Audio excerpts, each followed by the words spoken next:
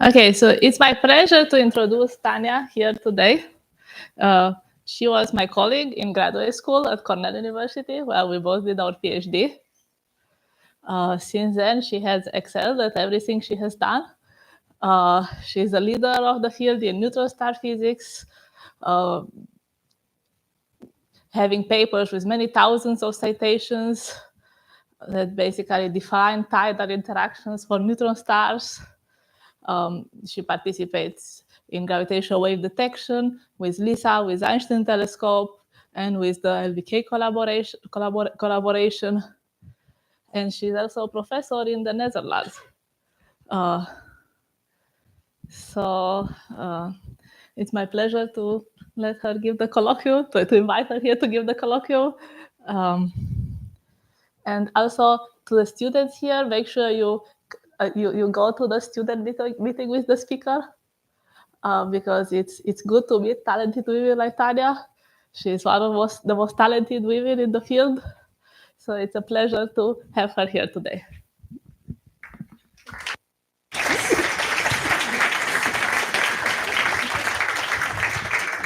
Yeah, thank you, Ruxandra, for this very nice introduction. And yeah, thank you all for coming. So what I will talk about today is probing subatomic physics with gravitational waves from neutron star binary inspirals. So that's a long title, but basically the plan is I'll first motivate a bit why neutron stars are so interesting as laboratories for extremes of gravity and matter. And then focus on how can gravitational waves actually tell us about their interior structure. And yes, this is a big question, and I will only cover a small subset of that whole question, namely a few examples of tidal effects in binary inspirals. So I will explain a bit what these are, what we can learn from them, also what have we learned from recent discoveries, and then also give an outlook to the exciting future ahead of us in the field, but also some of the remaining challenges that still need to be addressed so we can take full advantage of the science potential. So let's first start with very basics of neutron stars. I'm sure many of you know this much better than me, but just to say, they are really the densest stable material objects we know in the universe, where gravity compresses the material just to the verge where it can just barely resist the complete collapse to a black hole. And as a result, matter under such conditions represents a large extrapolation from known physics. So there are still many open questions related to neutron stars.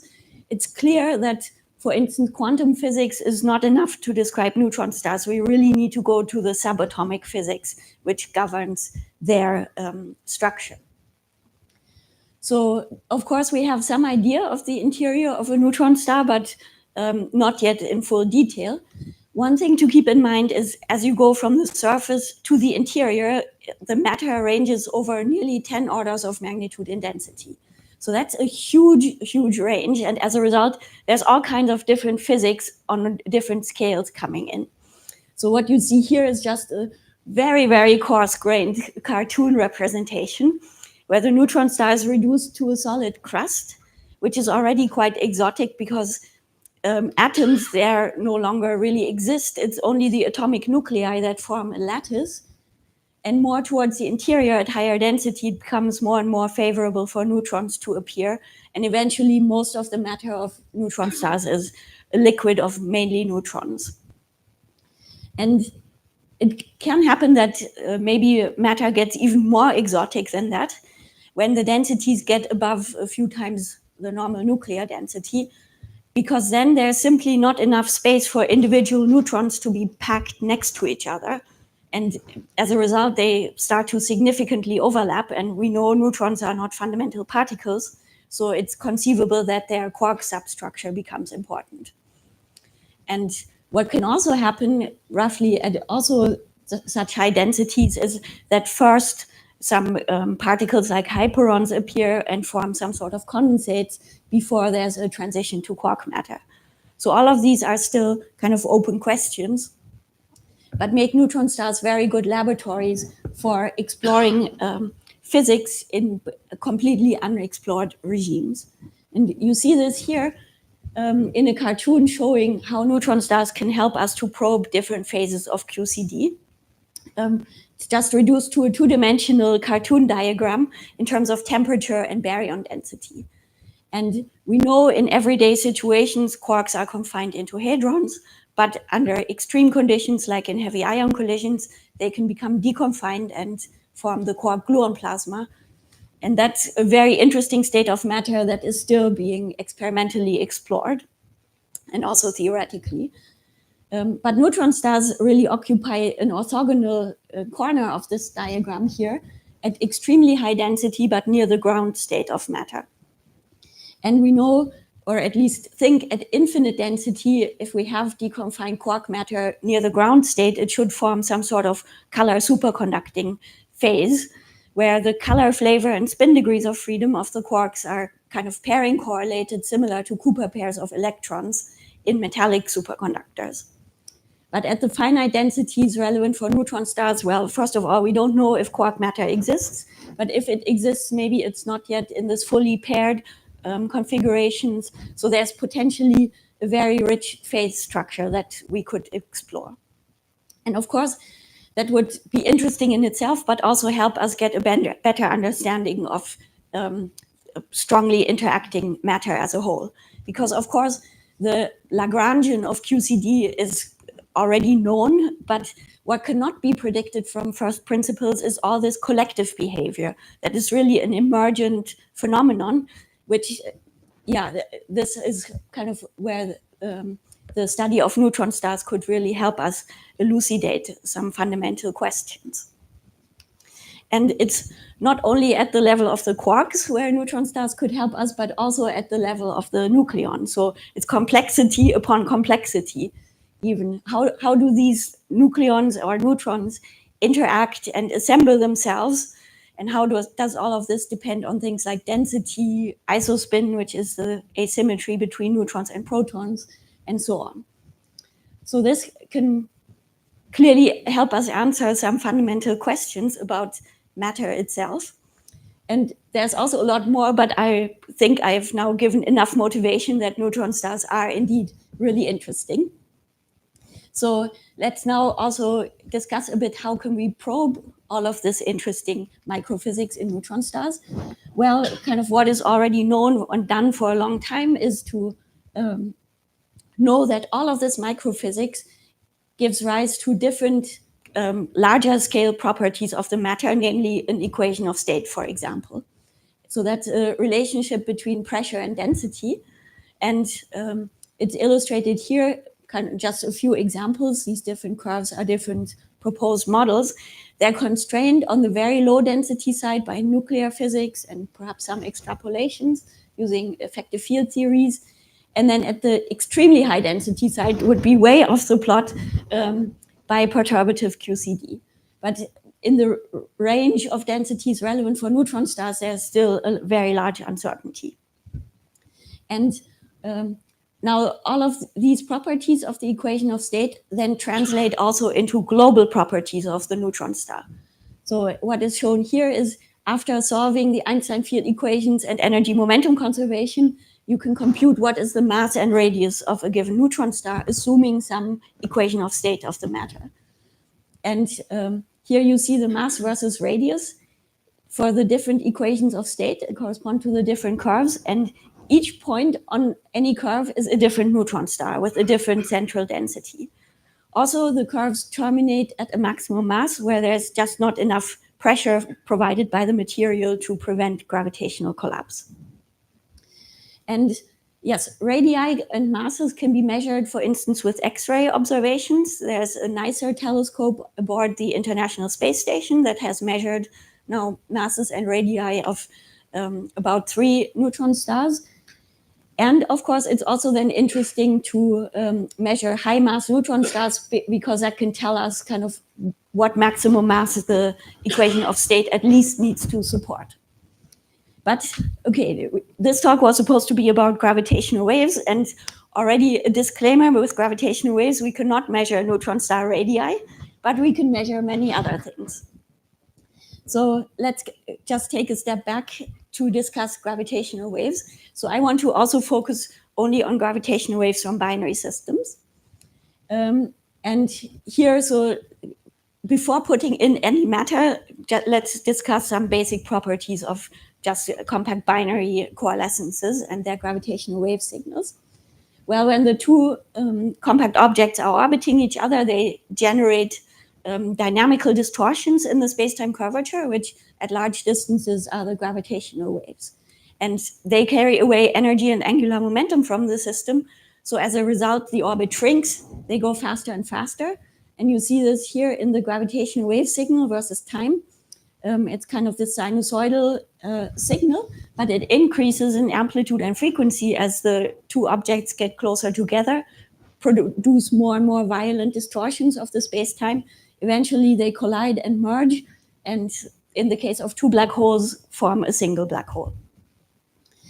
Now, the details of these signals are actually fundamental property, fingerprints of the fundamental source properties. So if we change some properties of these orbiting black holes, that will change the morphology of the gravitational wave signals. And this kind of fact is used actually to make all of the gravitational wave measurements for binary systems. So this is something illustrated here, which is giving you the data from the first gravitational wave detection already almost 10 years ago now, this year, which this kind of signal was seen in the detectors. And then you ask the question, okay, maybe I do see some kind of wiggles here, but what do they mean? What source produced them? Was it even an astrophysical source?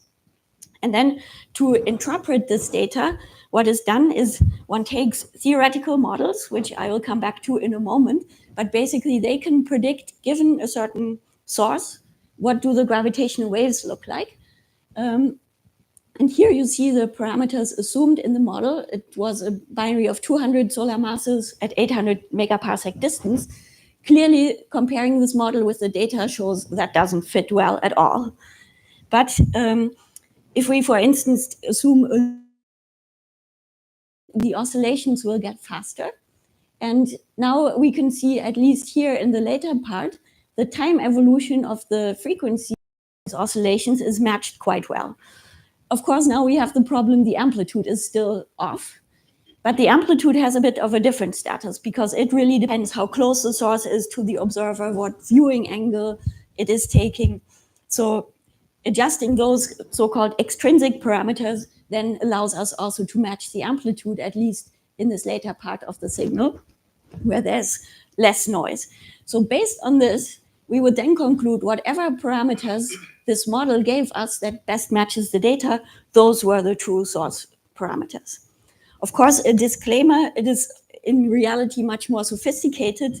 One compares for each event millions of waveform models to find the most likely probability distribution of the parameters. And it's not only varying masses and distance, but many other parameters. But the fact remains that we crucially rely on these theoretical models for all our interpretation of such data from binary systems. So if there's some physics missing from the models or mismodeled, then it immediately reduces the science we can do with the measurements or biases our interpretation. So clearly we want to have very good models. So why don't we have them? Well, because we have really reasonably good models, but it's still a very challenging task because we really have to compute the dynamical spacetime of a two-body relativistic binary system. And it's sort of hard to overstate how challenging this is because oftentimes you see maybe Einstein field equations and solutions for them, maybe in textbooks on isolated black holes or cosmological spacetimes. And those are cases where there are always a lot of symmetries present. So you can really reduce the dimension of the functions you have to solve for. But here for the two-body problem, we really have to deal, we have no simplifying assumptions. We have to deal with the full system. And then these Einstein field equations get enormously complicated. So in this talk, I want to focus on one particular approach, which is assuming we consider a binary system at large separation. So then we have a clear hierarchy of scales in the problem, namely the size of the objects is much smaller than the orbital scale, which in turn is much smaller compared to the asymptotic gravitational wavelength. And then you might think, okay, this is maybe an easy setup, but it's still not so easy, because then we have to really look at what physics dominates at different scales. And that's very different, because surely near one of these compact objects, we have to use full strong gravity. But on the orbital scale, the objects are far apart, so their mutual interaction is not as strong. And then, yes, we have to also propagate information out to a distant observer. So we will make different approximations in each of these patches of the spacetime and connect it together through matching. That will be the idea. And now we can finally get to including effects of neutron star matter. That is kind of the basic setup. So then we want to think about, what kinds of effects should we consider? Well, since we're only considering the inspiral, where things are relatively clean, there are only a few very generic phenomena that might leave an imprint in gravitational waves that depend on the nature of the compact objects and their interior structure. So a few examples are, for instance, spin-induced multipole moments, which is just rotational flattening, which depends essentially how squishy the material is in some sense, and can also be related to the no-hair theorems for black holes compared to other objects and so on. There's also an effect called absorption here, because if you have a black hole, then gravitational waves get absorbed by the event horizon. But for a neutron star, gravitational waves pass through almost unabsorbed because they interact so weakly with matter. But in this talk, I want to focus on a subset of various kinds of tidal effects. And they're especially interesting because they correspond to the driven excitation of individual characteristic modes of the object. And we saw in the beginning that a neutron star can have quite a complicated interior structure. So as a result, it also has a rich spectrum of characteristic modes. And some of these can have low frequencies, low enough that during an inspiral, when we think in the frame of the neutron star, it kind of appears as if the companion is orbiting around, and it is exerting a tidal force that varies on multiples of the orbital timescale. And as the orbit shrinks in the inspiral, that tidal force sweeps up over a wide range of frequencies, and it might pass through a resonance with one of the internal modes. Or it might also give rise to some non-resonant mode excitation, which is just a global deformation of the star, which also leaves an imprint in gravitational waves. And that's, of course, very exciting, because probing these modes gives kind of a spectroscopic, or sometimes also called seismic, view of the neutron star interior. So here I use more spectroscopic because that's also used for the ring down of, for those of you who know about this, the black hole ring down after a merger. So there are also quasi-normal modes.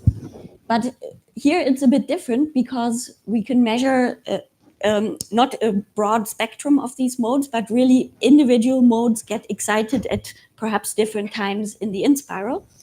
And we measure not only the mode frequencies, but also how strongly they couple with the tidal perturbations. But so I will explain all of this in more detail. This is just a bit of foreshadowing. Just to say, I will not discuss a comprehensive review of these kinds of tidal effects. I will give you a few examples of effects that could be there and important. And then we will hear maybe also in the panel discussion more kinds of effects that could be present. Okay, so let's first discuss a bit about the dominant kinds of tidal effects. So also considering for simplicity at the moment a non-spinning neutron would just be spherical. But when it is in a binary system, it feels a tidal field due to the companion. And here we have to phrase everything in a relativistic language. So In a relativistic language, the tidal field is now denoted by Eij, some tensor. The details are not so important, but it's a piece of the space-time curvature produced by the companion. And in response to this, the object deforms, or the neutron star. And for gravitational waves, we always care about what happens to the space-time. So the deformation we care about is how much does now the space-time differ from a spherically symmetric space-time. And in GR, that's not the same as the surface deformation and also not very simply related. So that's just something to keep in mind. So then if we assume these tidal effects are small, we can say to linear order, this induced deformation should be proportional to the tidal field. And then there's some response function that depends on the interior structure. So in general, it would be like some 4-index tensorial object, very intimidating looking, but in many cases, it actually factorizes. The tensor indices just take care of doing some symmetric trace-free projection. And then there's a scalar multiplying it that characterizes really the details of the response. So for instance, if you say, let's assume we're in the so-called adiabatic limit in this context, where we are far from any mode resonance, then this response function would just be a single coefficient called the tidal love number or tidal deformability. I use these interchangeably for this response coefficient. And then if you continue expanding in frequency, you might get more information. You might also know then, for instance, if you have a Newtonian star and you have no complicated internal structure, then the main modes you would excite are fundamental modes. They also couple the most strongly to the tidal field.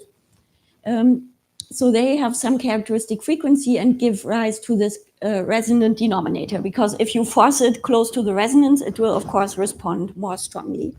And this also shows you a bit the interpretation of this tidal love number coefficient, kind of in terms of how strongly these modes couple with the tidal field in some sense. So it's clear that this mode frequency will depend on the interior structure, but also this tidal love number will depend on the interior structure.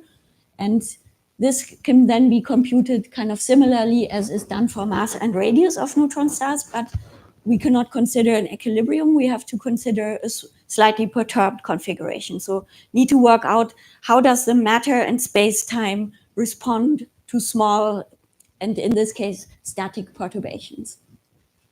And then one can find, yes, if we then extract at large distances, how does the space-time differ from spherical symmetry? We can identify this tidal deformability coefficient.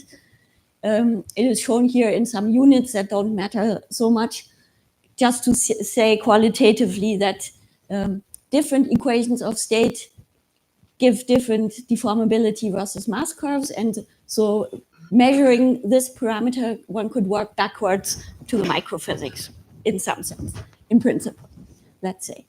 Of course, there are also degeneracies and so on to be aware of.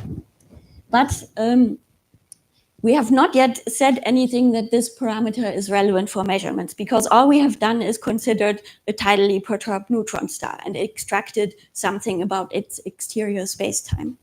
So the next step that is really important, but in this case, doesn't give kind of surprising new results.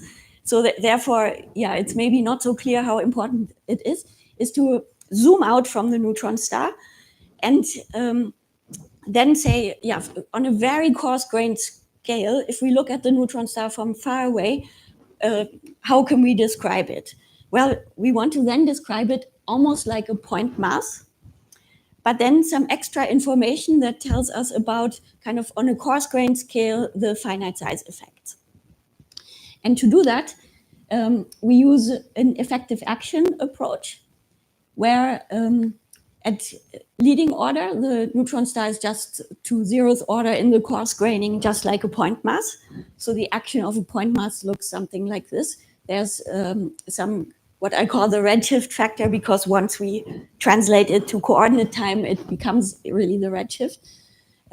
there's some evolution parameter along a world line, and then the mass of the object.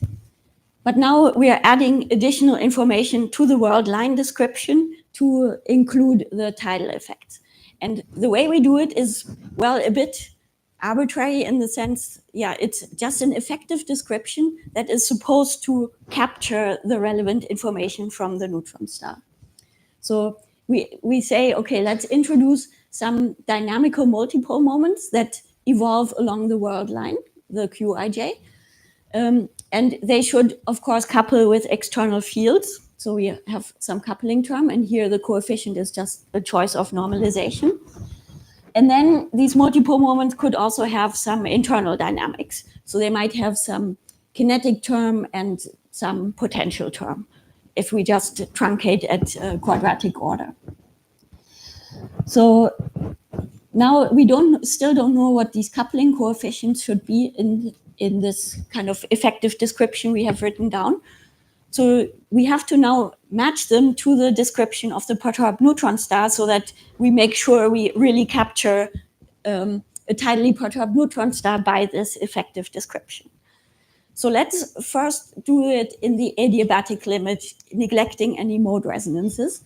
So in that case, the kinetic term here will disappear. And then we can ask, well, what equations of motion for the multipole moments do we get from this effective action? Well, we get Qij is proportional to Eij by some coefficient. So we can identify this prefactor here with the tidal love number we had previously.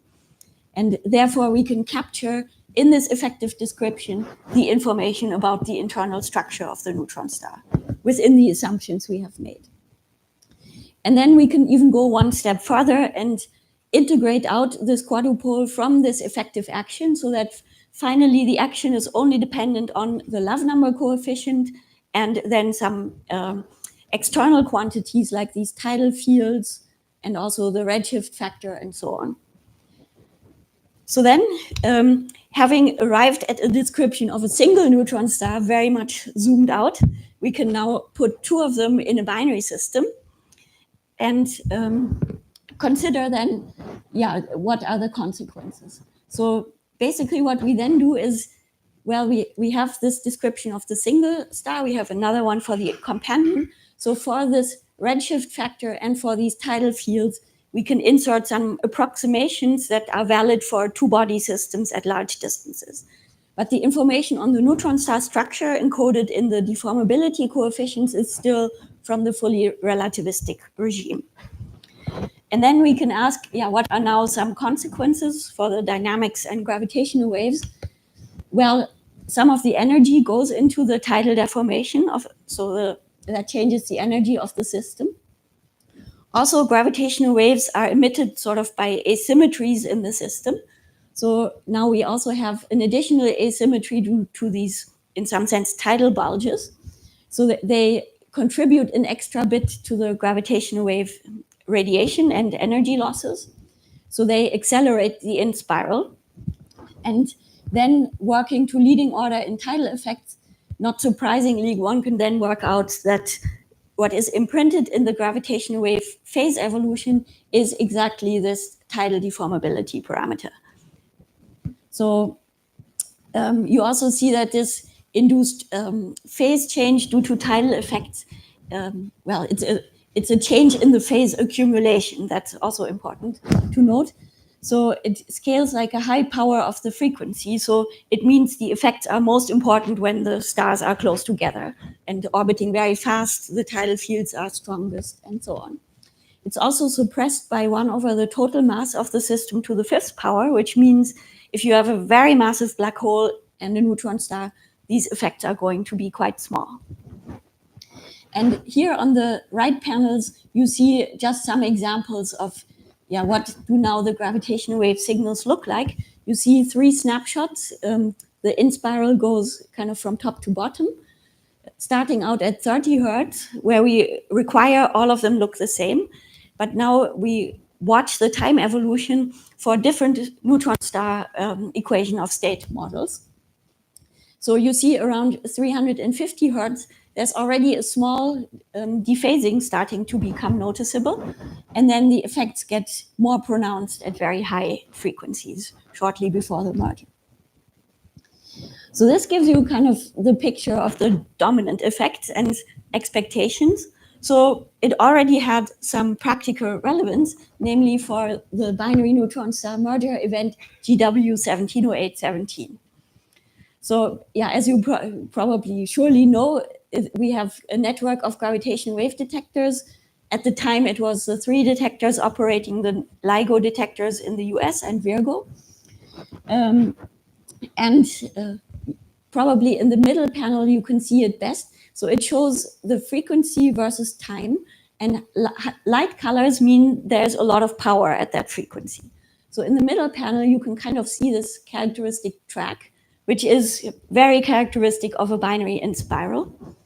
In the upper panel, yeah, it was not seen so well. Maybe you can see the last bit. And in Virgo, it was not seen because the source was in a location in the sky where Virgo was not sensitive to it. And okay, you might think, okay, 2017 is now already a long time ago, but it really remains our best event for probing neutron star physics, and remains the longest, loudest, closest signal, and the only one with a really confirmed spectacular electromagnetic counterpart, because gravitational waves could only see the inspiral because the merger occurred at too high frequencies where the detectors were not sensitive.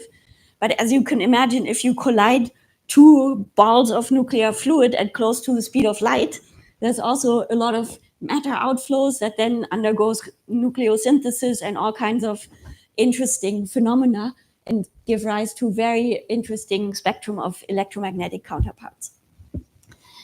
But okay, I don't want to get too sidetracked on this, just to say this was really an event. We're hoping for more of these, of course.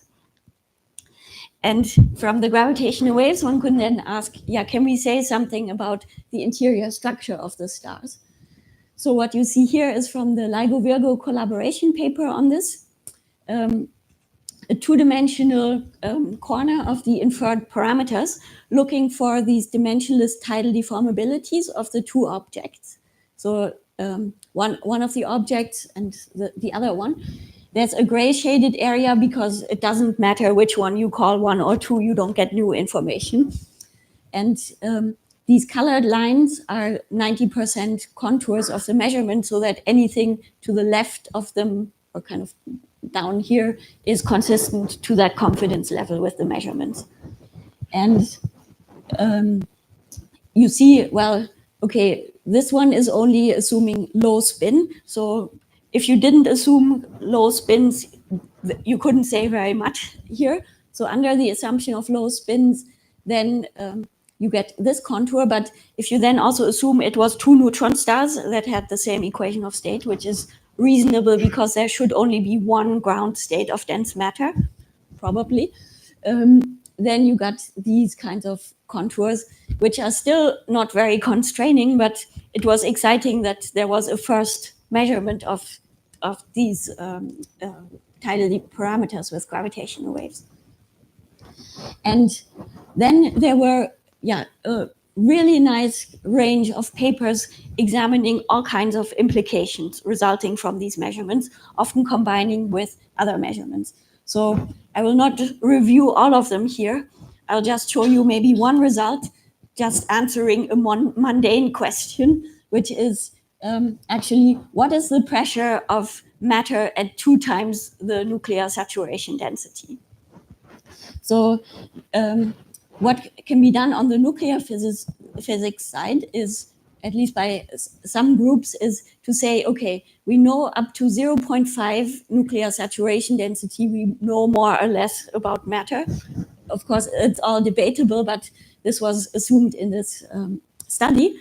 And then using chiral effective field theory, which is some way to include 3-body and higher interactions, one can get kind of some error bands of how one should extrapolate to higher density.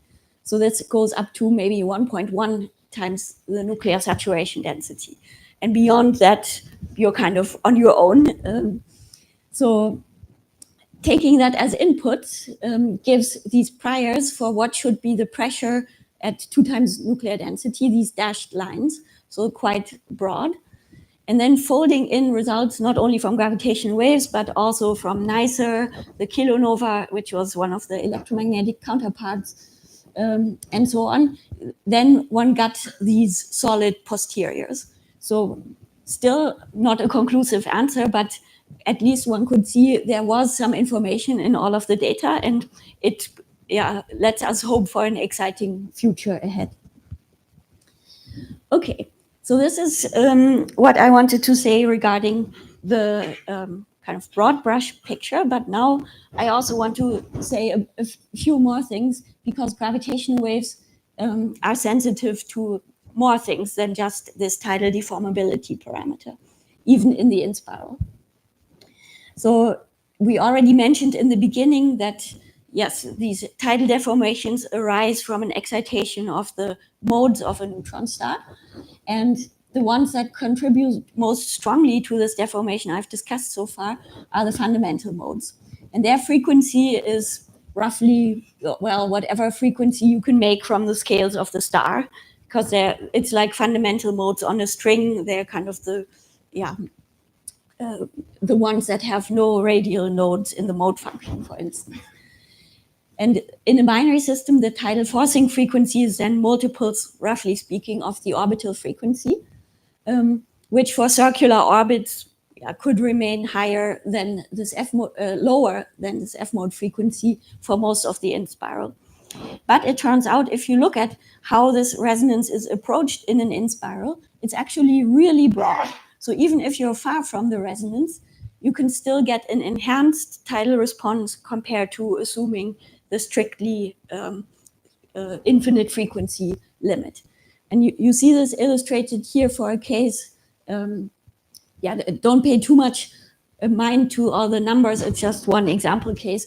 The more important is the qualitative behavior. So here is a measure of the response, Q over E. And then the inspiral goes from left to right. And you see the full response in solid here is much larger than if you assume it's only characterized by a constant love number. So now we definitely want to incorporate this full response in our modeling. So then we have to go back to our skeletonized description that we had before. We want to zoom out from a neutron star, describe it, but now not assuming the strictly adiabatic limit, but allowing these multipoles to be dynamical.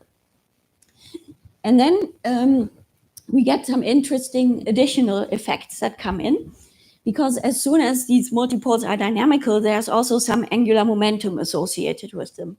Or if you think in terms of tidal bulges, it's also a bit analogous. There's and the angular momentum is just Q cross Q dot, similar to the orbital angular momentum X cross X dot, for instance. And once you have angular momenta in the system, they of course couple and interact with each other. So it turns out this angular momentum of the tidal moments also couples with the orbital angular momentum in this case, because we're not considering non-spinning, and gives rise to so-called frame dragging interactions. And then also previously we saw we have to match the unknown coefficients in this effective description. So here I've already matched them for you. So now we see not only the deformability parameter appears, but also the fundamental mode frequencies. Okay, and as a bit of a side note, you might be a little bit concerned what we are doing here with all the matching and so on. Maybe it is not on such a rigorous footing as you might like. At least there was some concerns raised in the literature also about this, that maybe due to all of these nonlinearities of GR, there might be some ambiguities.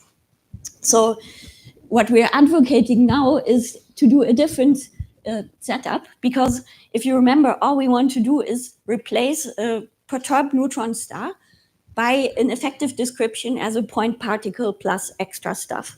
So there's no reason why we have to consider stationary perturbations of the neutron star. Let's also consider wave-like perturbations. So if we do that, then we can make the matching at null infinity based on gauge invariant scattering amplitude and using geometrically motivated light cone coordinates. So then all of this is on a much firmer footing, and it avoids any of the subtleties that you might think we have when we match based on these methods I've described previously. So far, this has only been worked out for black holes and is still kind of being refined in that case. But even for neutron stars, I think this will be really a good way to do it, to be sure everything is as rigorous and watertight as possible. And for black holes, so far, we find the same results as with the other method. So that gives also some confidence. So that was just a bit of a side note. Now going back to this effective action. So now we want to, of course, know what is the effect in an inspiral. And as before, we want to integrate out these dynamical multipoles because we don't want to have all these extra degrees of freedom that we have to somehow solve equations of motion for just to get a waveform. And also one thing I forgot to say is here I'm only showing for the quadrupole moment, but also the octopole and maybe even the hexadecapole is important for gravitational waves. But it works in a similar way. So once you understand the quadrupole, it's kind of straightforward to extend to higher multipoles.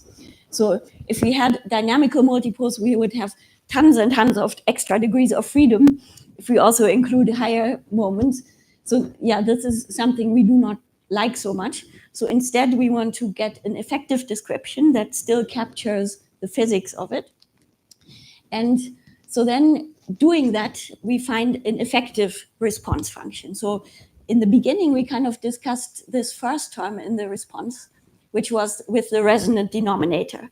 But that, of course, predicts that the response is infinite once you're at the resonance. But here in the binary, you're still evolving due to gravitational waves. So you pass through the resonance and excite the modes up to some maximum amplitude. So then there's extra stuff that we can calculate that takes into account all of this. So then basically this solid curve here that we saw before was supposed to characterize the full response is reproduced by this effective response. Okay, so again, then saying, yeah, now we have worked this out and so on, is it relevant for measurements? And we could again go to our favorite neutron star event, GW 170817, and ask, could it be measured there? And yeah, so then if you say, okay, let's now include tidal deformabilities, mode frequencies for quadrupole and octopole for each star, then you have many, many additional parameters in the waveform.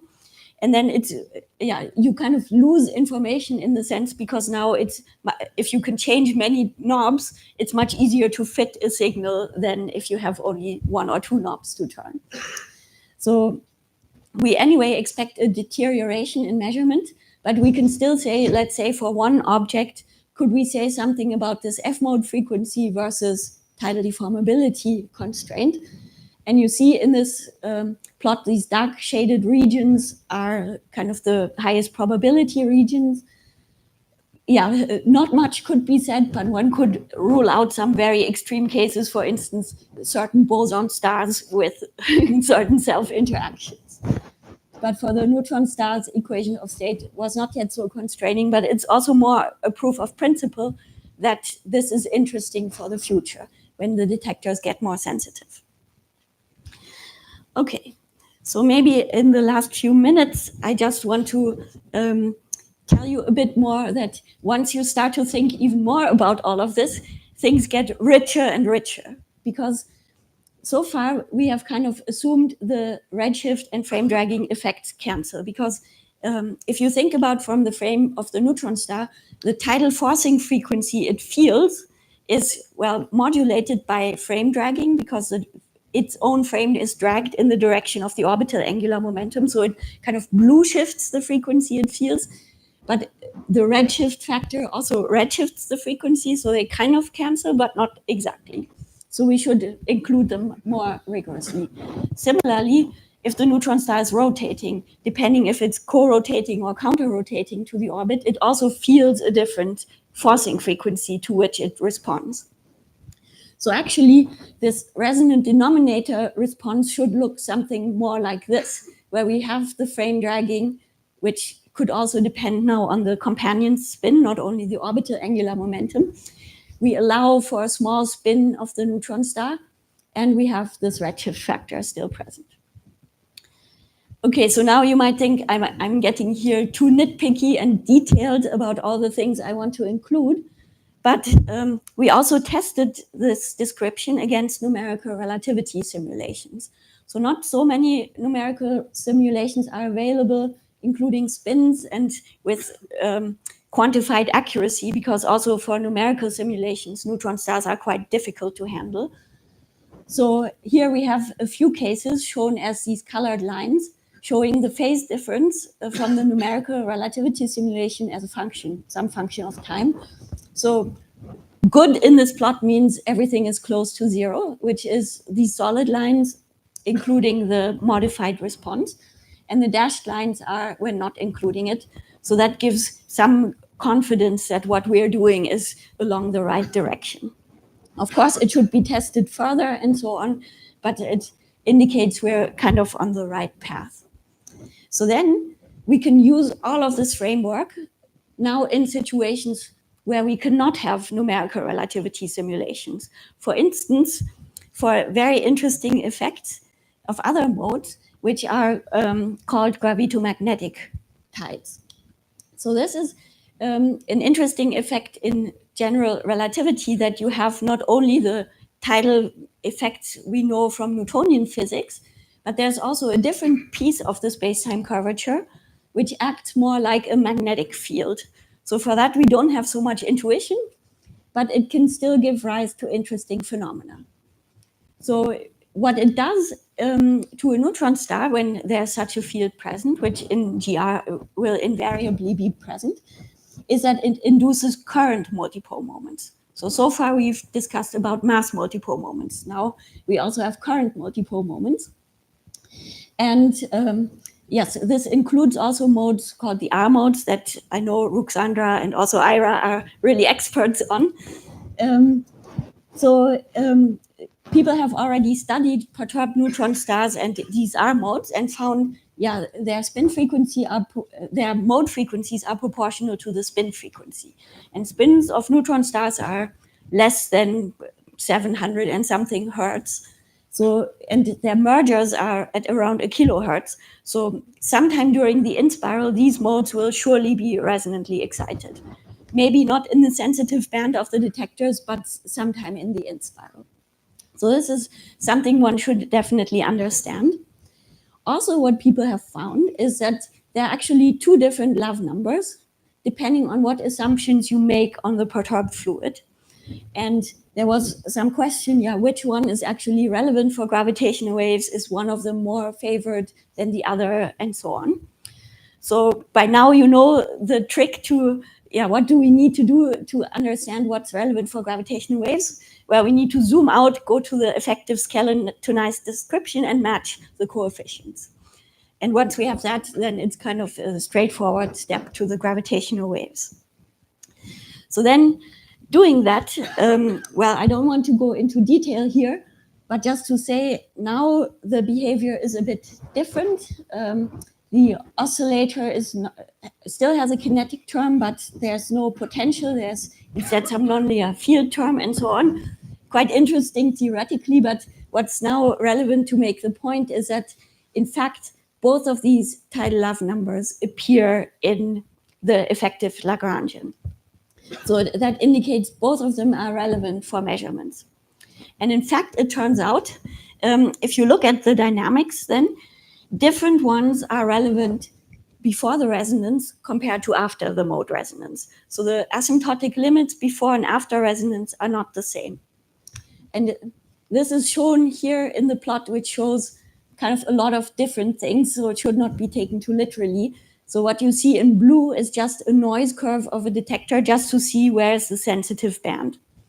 And then completely unrelated in scale and everything is here different, for different spin orientations, you also excite different modes, submodes. If you think of a spherical harmonic decomposition, we're considering the quadrupolar modes, but then there are different m azimuthal mode numbers. So depending on the spin orientation, you have different ones. So you can have different love numbers before the resonance, then you have the resonance. After the resonance, you have different, you go to, in this case, the same one. What's also further interesting is that these modes actually decelerate the inspiral because they transfer rotational energy from the star to the orbit, which is also quite interesting, has already long been studied. But doing this kind of study again, also including the adiabatic effects, we find that for next generation gravitational wave detectors, this can actually be quite interesting. So that also brings me a bit to the future. I've now discussed several things, but in terms of where the field is going, of course, detectors are improving in sensitivity, but really the next step to do precision physics with neutron stars are going to be next generation detectors, so which will be next decade, roughly, hopefully. In Europe, it's the Einstein telescope. In the US, Cosmic Explorer. And they will have 10 times better sensitivity than LIGO and Virgo, also a much wider frequency band. It will completely change the landscape of gravitational waves because currently we're looking for isolated signals in the data, but with these detectors we'll be swamped by signals and we'll be hard pressed to remove all of the signals to dig out what all of the things that are contained in the data. Of course, there's then a lot of interesting studies to be done. I will not go into it in the interest of time, but clearly we also need to improve the waveform model so that we can take full advantage of the science potential, because many effects that we can currently neglect for detectors will play a role for these high precision measurements. So that also brings me to the conclusion. So gravitational waves are really a nice, clean, and purely gravitational channel of information on neutron star interiors. I've only discussed a small subset of possible phenomena. We just heard there's an exciting future ahead, but also much more work remains to be done to improve the waveforms. But it's not a hopeless effort because many tools are in hand. Many groups are excited. I know also a lot of you are working on related directions to scope out what could be measured, what are interesting phenomena to consider, and so on. So it's an exciting time ahead. And I would like to thank you for your attention and take questions.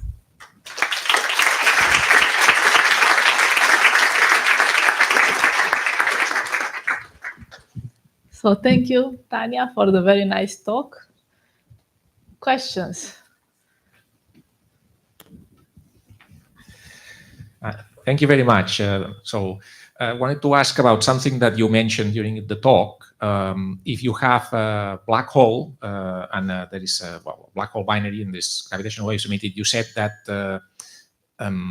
if the gravitational waves go close to the black hole, right, they will just be absorbed. Yes. But so I understand this when of course the gravitational wave has a wavelength much less than the horizon, but when I think in this case it will be longer or at best comparable to the horizon. So then it seems to me that probably it's not just all absorbed. There can be scattering, right? It's complicated. So in this case, isn't like maybe similar to the response of a neutron star, and is it calculated? You know how you would include this? Yes. So in terms of so you're right. It's not so easy that it's all just absorbed. That was a bit of a too oversimplified statement.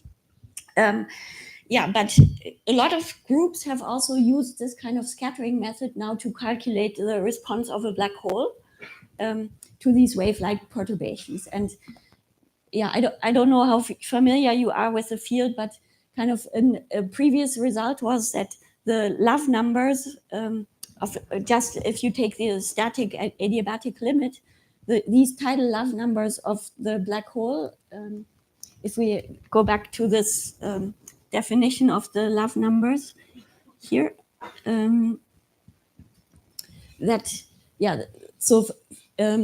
here, this term is 0 for black holes. But of course, the event horizon geometry does deform in response to tidal perturbations. But if you look at these multiple moments of the exterior spacetime, then this number is 0. And then here, this sigma would be something like the absorption cross-section of the black hole. But then if you use this scattering approach to calculate the full response function, the full frequency-dependent response function, then you find a non-zero answer, because then it involves, I mean, it's not so simple as this Newtonian response function. It's a complicated structure. So that is still a bit currently under investigation, kind of what that means for gravitational wave measurements and so on. So it's clear the black hole, if you really look at the full frequency-dependent response, it's not 0. But if you do the low frequency limit, the first term is 0. But yeah, more remains to be done also to understand how does it relate to the quasi-normal modes and so on. Good, thank you. Thanks for the interesting talk. Do we know much about how these tidal effects affect the internal structure of the neutron stars that you talked about in the introduction? In the sense, so in the sense it will affect the internal structure, that the density distribution adjusts and so on. But do you mean really the microphysics, or so what aspect of it specifically? I mean, I'm not I'm definitely not an expert in this topic, but I'm just imagining, you know, the neutron star kind of getting squished and the internal structure changing as a result. Yes, that's correct. Yes. Yeah, that's exactly what happens. And this, this is kind of calculated in the process of calculating this deformability coefficient, because there we really have to solve what does the matter do in the interior and the space coupled with the space-time. But so that can be done.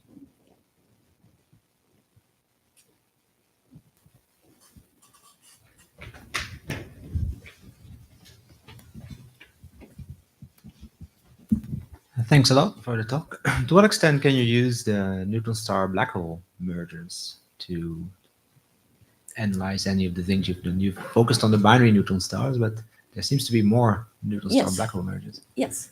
Yeah, I fully agree. I mean, all of this is applicable also to neutron star black hole binaries. And for instance, when you go to these, for instance, frame dragging effects on the response and so on, that can be larger for neutron star black hole because a black hole can have high spin.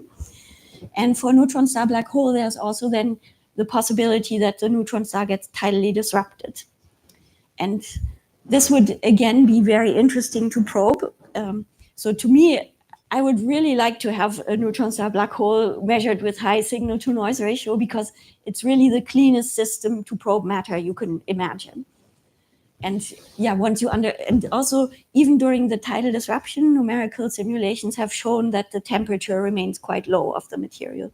So you would really probe the cold equation of state and possible physics beyond equation of what is encoded in equation of state.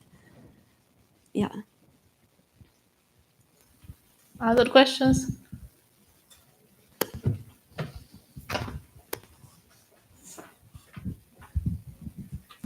Yeah, thank you very much for the talk. I have a bit of more technical question about the mass Higher multiples that you mentioned, that they can have an effect like the octupole, hexadecapole. Have you estimations of the importance of this for Einstein telescope, and whether in the waveform they will induce higher harmonics of the waveform? So not currently, but that's an important problem to address. This is also a bit being done, or at least the point, to do it once we have to say what kind of detector configurations are best for science and so on. What science do we lose if we make certain design compromises or so? I don't have the estimate, but so the octupole is known that it, at least in the phase, it's definitely important, but yeah. Hi, thank you for the talk. I have more of a personal question, maybe for the younger members of the audience. So, of course, you were one of the pioneers at a time where you were talking about tidal disruption effects way before they have been measured, or way before there were gravitational waves, in fact. So, I would like to know how have you approach, the transition, from a total theoretical work, I guess, to the fact that now you have, well, maybe not many observations of neutron stars, but at least a few. Oh, maybe that's something to discuss over lunch or in the afternoon session discussion. What advice would you give them? They are in a theoretical world. Yeah, for the younger people, we have a panel discussion at 3. That's also true, yeah. Which you are all invited to ask questions and learn about the open problems in the field. Yes, yeah, maybe we can talk later about this. Please make sure to remind me to come back to it. I have a question coming back to this octopole. Yes. Could it be that at some point is more important than the quadrupole because it resonates more strongly with one of the modes, despite the fact that, of course, it's a weaker gravitational effect, but could it resonate for some reason better with one of the modes in the star and therefore give a higher effect? Well, so for the octopole, the effect is a bit, so it's suppressed because the octopole tidal field is higher powers of 1/r, where r is the orbital separation. Yeah, no, I understand that. What I'm saying is whether that could be compensated by the fact that it could resonate for some reason better or more strongly with one of the modes in the star. You mean because it might also have m = 1 and 3 or something? Or what do you mean it resonates better? I'm just saying that it might couple for whatever reason more strongly to one of the modes just by coincidence than the quadrupole does. Okay. Yes, so here I've only considered the fundamental modes, and for that the octopole, at least for circular orbits, is subdominant compared to the quadrupole. But okay, if you maybe take into account nonlinear modes, then you have to talk with Ira and Ruxandra about what couplings could be possible. Yes, I think for these modes, there are still many open questions to understand which ones could be relevant and to what extent and so on. Also, once we start to include things like spin and more realistic effects altogether.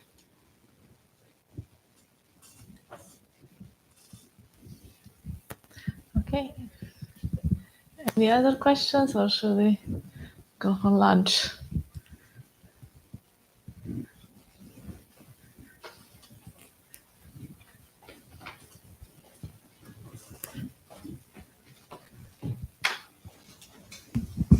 On the slide there, it says for no viscosity.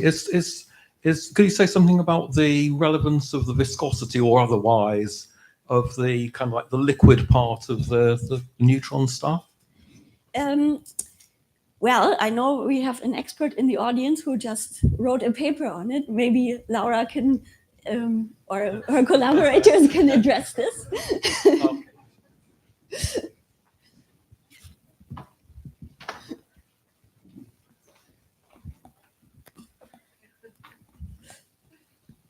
Me.